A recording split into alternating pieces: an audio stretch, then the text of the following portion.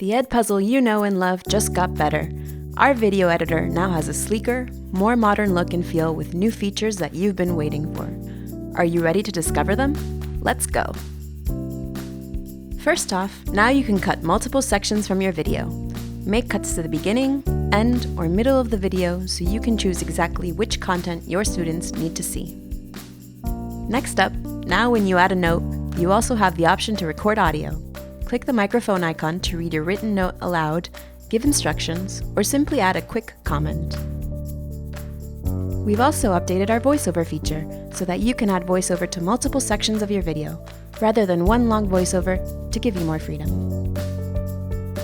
Finally, to the left of your video, we've created a section called Video Events, where you'll see a list of everything you've added to your videos so it's easier to keep track of your questions, notes, and audio. So what are you waiting for? Try out Edpuzzle's new video editor today at edpuzzle.com.